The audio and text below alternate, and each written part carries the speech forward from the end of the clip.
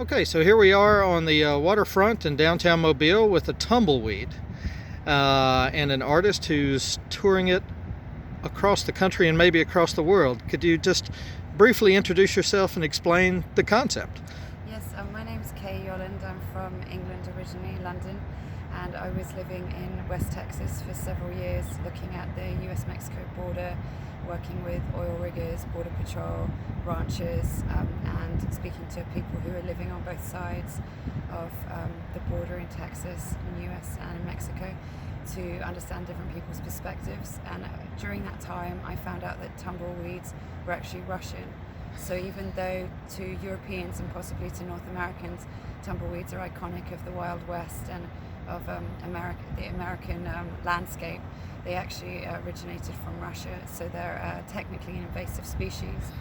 And I work a lot with performance video photography, and I work a little bit with fiction and absurdity and looking at different ways to examine identity, border and control in our society. And I felt that tumbleweeds' foreign status was a good metaphor for how people can be othered sometimes in our society or in our communities, whether that's because they're literally foreign or because of their gender, race, sexuality.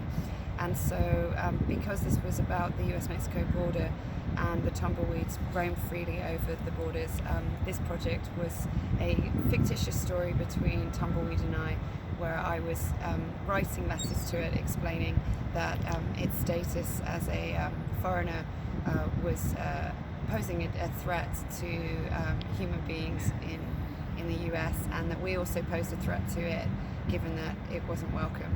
And Tumbleweed wrote me back and said that it didn't agree, and that these human concepts of borders and territory were completely our problem or our concept, but not necessarily something for the whole planet and other species to consider. And so an argument developed back and forth, and eventually I kidnapped the tumbleweed to prove to it that borders existed, and we canoed the Rio Grande, which in West Texas is the US-Mexico border. And now it moved to Tumbleweed was held captive in Florida for several months in a museum that agreed to look after it so that it wasn't roaming freely. And now it's in Alabama, in Mobile, Alabama Contemporary. Soon it will move to France. Tumbleweed actually isn't allowed to travel at the moment, so it will be observed by live feed in France, in Nantes, in another port town. But pictures and film footage of its journey in letters will be observed and read over there. And today I'm taking it on a tour of Mobile because Tumbleweed is pretty angry with me for keeping it captive, but one of the requests it has made of me is that I take it and we observe human history and the stories of where we are and where we've been and what's happened. So for example, today we're looking at waterways and a history of slave trade in parts of this region, and Tumbleweed will be kind of considering that while it's in Alabama.